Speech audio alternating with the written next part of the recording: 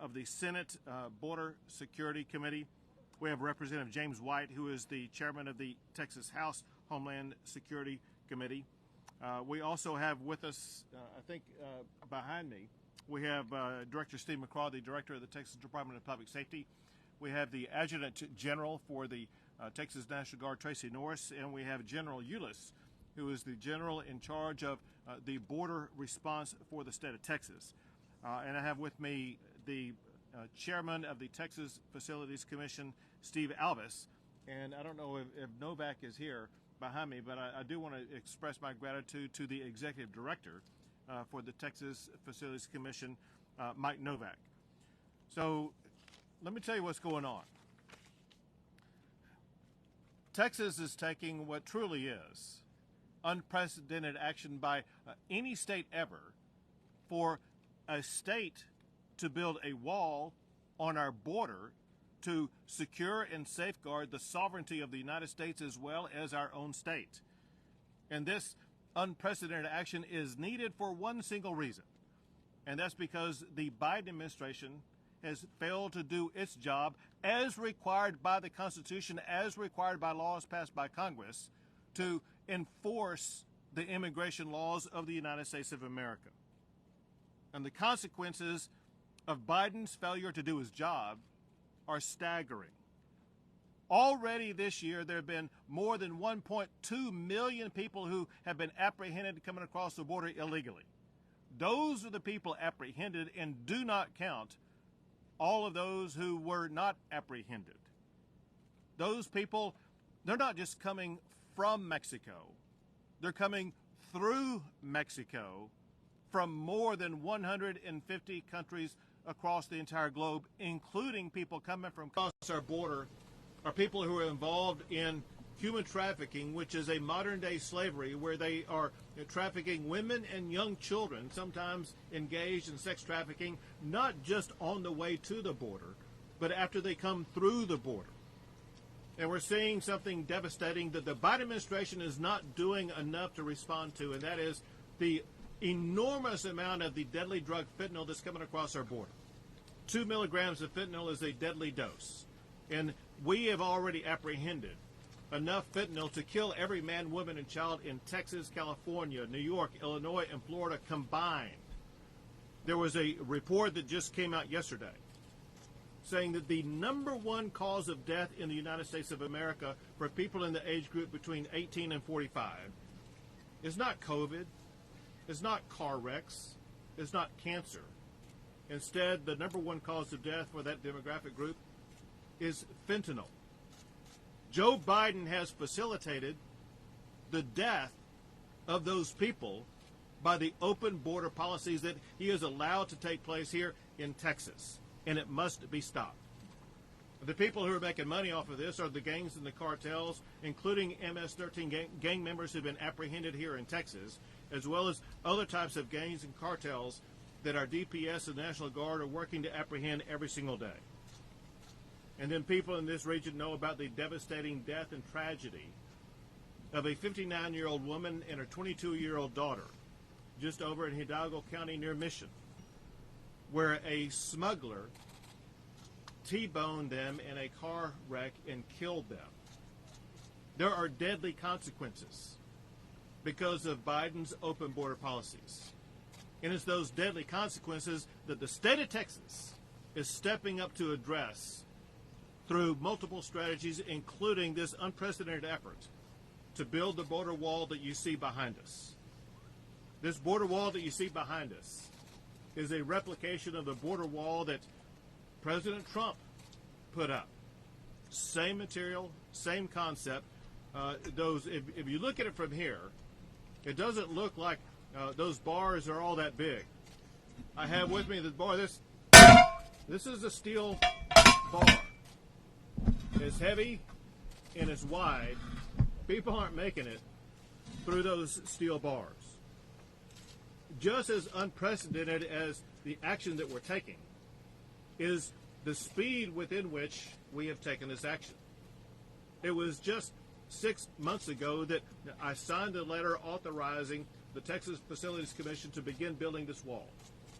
Just after that, I signed two pieces of legislation passed by the legislature that provided $3 billion for Texas to step up and secure our border, including money allocated to build this border wall. This border wall is not only going up fast, but it's going to be equipped to make sure that we will be able to better safeguard our state, because in addition to the wall that you see, once it is completed, it will have multiple detection devices so that we will be able to constantly observe what's going on and quickly interdict anything or anybody trying to get through. And when they do try to get through, if they are able to do that, because of the policies that we have in place in the state of Texas now, the people that we apprehend will not be turned over to the federal administration just for release. People that we apprehend, they will be charged with trespassing in the state of Texas. And those charges will lead them to being sent to jail. Now, what we're doing here in building the border wall is just part of a multi-pronged strategy to do the federal government's job. We have the National Guard as well as the Texas Department of Public Safety, about 10,000 of them all together, who are working day and night to make apprehensions of people coming across the border and to push back and deter and to send back people who are coming across the border. They are establishing barriers of all different kinds to deter and to prevent people from coming into Texas illegally, including these massive containers that you see on 18-wheelers, that you see on these massive container ships. They have been put down, as well as razor wire has been put down in an attempt to prevent people from coming across the border. They have put up boat barricades in the water to deter the smugglers who are using these rafts to bring people across the border, pushing them back to Mexico so that they will not be successful in bringing people in contraband into our state, into our country. And as I pointed out before, they're using this strategy to make sure that they are not caught and released. Instead, they are arrested and jailed in Texas. Importantly, this wall that is behind me now would not have been possible without the heavy involvement of two groups. One of those groups is the Texas legislature, who provided that $3 billion in funding that is needed for Texas to step up and protect the sovereignty of our state and sovereignty of our country. And the second are the people who are working tirelessly every single day to execute what must be done to build the wall, and that is the Texas Facilities Commission. Now, I'm going to introduce the chair of the Texas Facilities Commission in 1 second. I do, however, want to say this. I know that in addition to the funding that the state is providing to this, I know that there are many Americans who want to be a part of this. Many Americans who are asking, what can they do to help Texas build the border wall? There is a site I'm going to give you the address of where you can go, but I want to let you know that Texas has already received well over $54 million from our fellow Americans who want to see this wall built. If you want to help in that regard, go to borderwall.texas.gov. That's borderwall.texas.gov, where you can do your part to help secure the sovereignty and safety of this country by helping Texas build more of this border wall. To tell you more about what the Texas Facilities Commission is doing to achieve this goal, I will call up at this time the chairman of the Texas Facilities Commission, Stephen Alvis. Thank you, Governor. There you go. Thank you so much, Governor. I tell you, the governor's leadership in this clear vision he gave us in June to help restore the public safety by delivering the most border infrastructure in the shortest possible time frame. The entire team of TFC, including all the commissioners, Commissioner Bailey's here today, Commissioner Bittencourt's here today, and our fearless leader, Executive Novak, here today, has worked 18-hour days for that 180, I can assure you. And, you know, it takes a lot to create a whole new department to build such a billion-dollar type program, and we've done it in high time. We quickly put out an RFP, followed all state procurement rules. We continue to be good stewards of the state dollars through General Broadus and Admiral Sellon. Helped us create an RFP, and we awarded it to Michael Baker International and Hewitt Zoller. And it was about 30 days later, we quickly got an RFP and chose 5 very fine contractors for design build. The first one was issued to Basilico, that's building this wall here. Yes, they worked on the federal wall. Did a great job. And you can see in transparency, this wall's gone up in basically 5 days. If you can imagine that, we can do about 200 feet a day. But this couldn't have happened without a collaboration of the state. It couldn't have happened without Commissioner Bush. He jumped into action immediately. This was identified by Director McGraw as a very difficult crime area progressing through here. You can see Federal Wall is just to my left, and this is State Wall. And Commissioner Bush hopped in high priority, and we worked out the details to start the very first construction project, number 1, on this wall. Other agencies had to get involved. Our State Comptroller, Glenn Hager, had to take a role. Things that would take 2 to 3 months took 2 to 3 days. Anytime a special meeting was needed and something was ready to go, we'd call it. TCEQ, Environmental Quality, had to get involved, and they set a record pace. Texas Historical Society and the Texas Military Department. We streamlined every step, which we're known to do in Texas under the governor's leadership.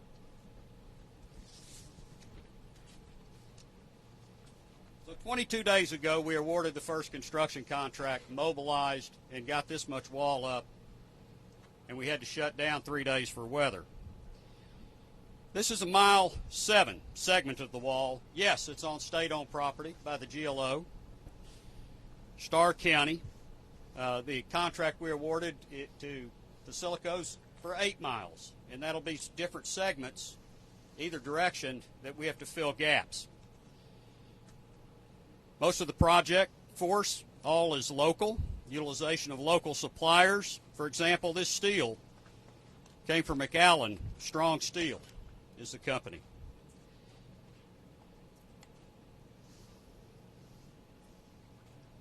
We have 1,254 miles of border on Texas. And where we're focusing first is through that collaboration with the Department of Public Safety. They know where they need the help the worst.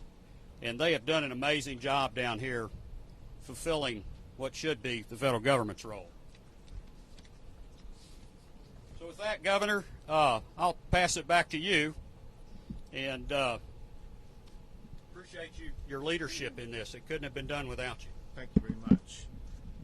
And next we have the Commissioner of the General Land Office, who oversees the land that we're on right now, who's played an integral role in this mission that we are accomplishing right now.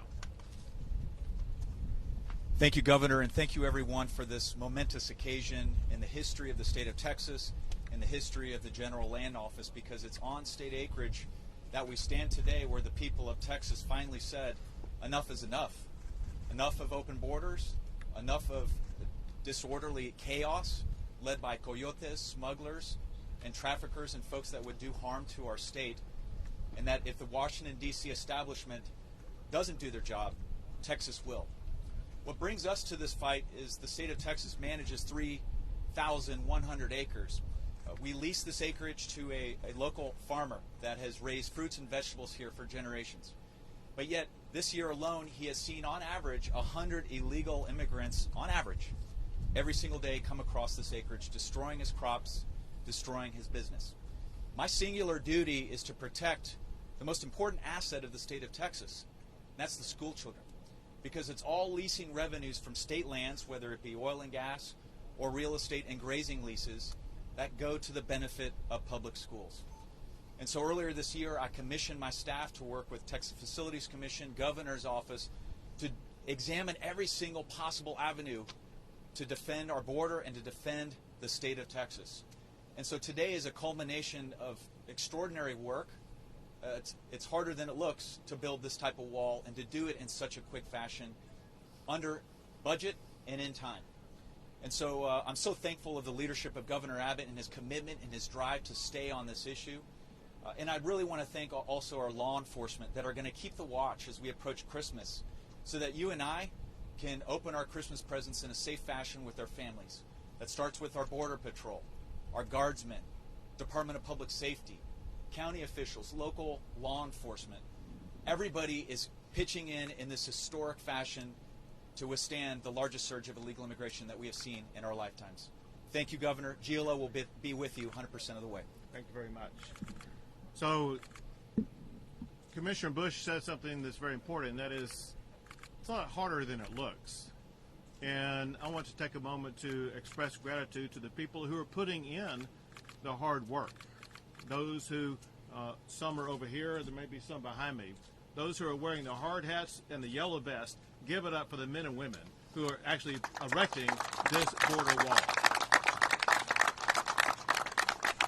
With that, we'll be happy to take a few questions. Yes. Governor, could you explain how the state has gotten around federal regulatory environmental laws, as well as the treaty, the International Boundary and Water Treaty with Mexico of 1944, to build this structure so close to the Rio Grande? So we are building this like any private property owner would have the right to build a wall or a fence in their own yard. And we're not using federal land, and we're using state land, or going forward, we will be using some land that we are working with private property owners to build on their property. And so the federal government has no authority whatsoever to interfere with our ability to build this wall and to secure our state.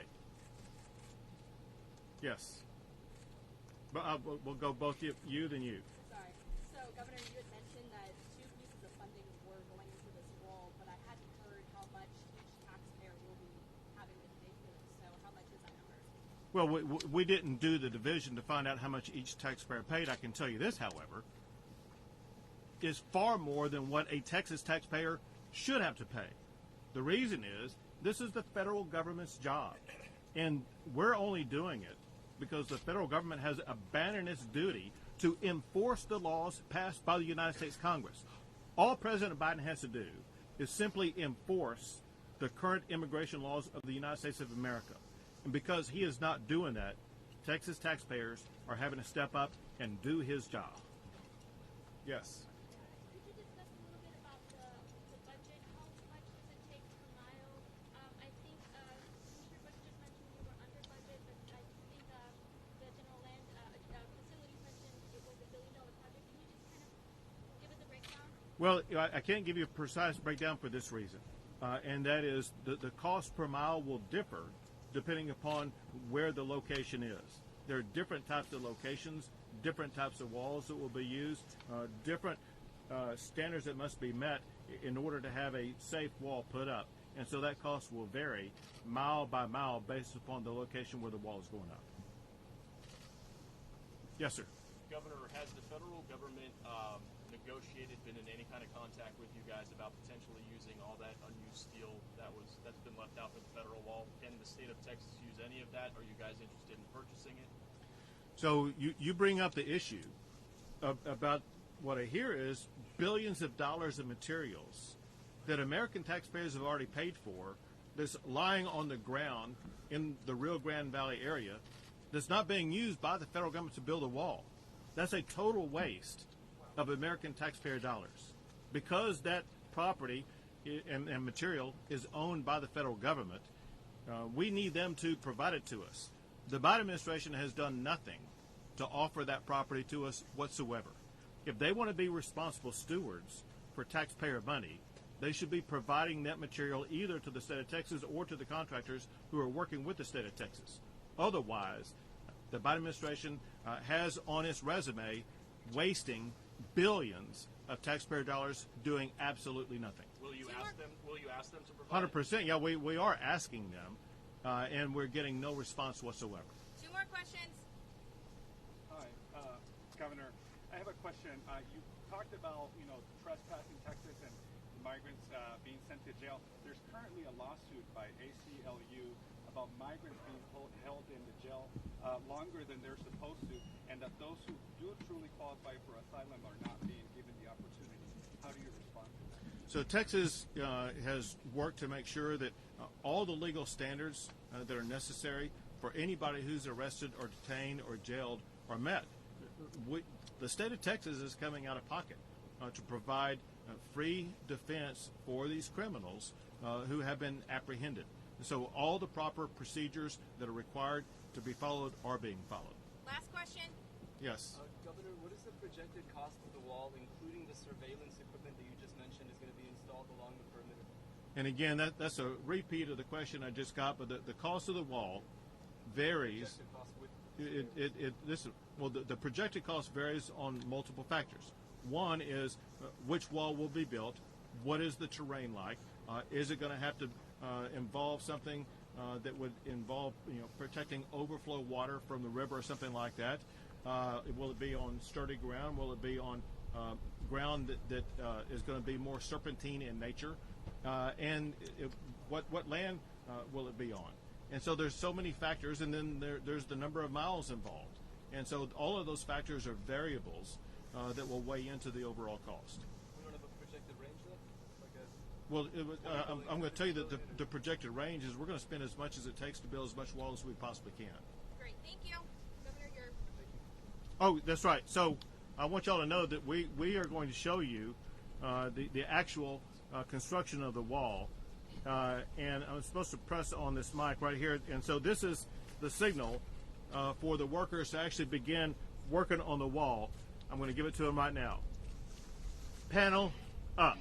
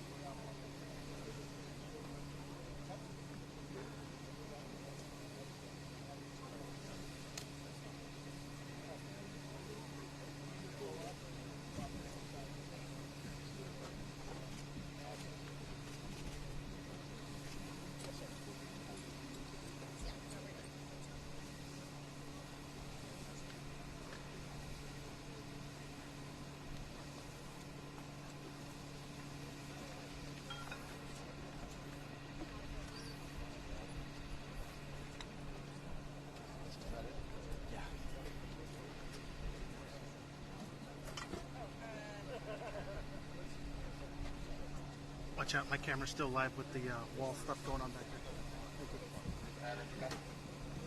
Alice. Hey guys. This is us, right? Yeah. Thanks.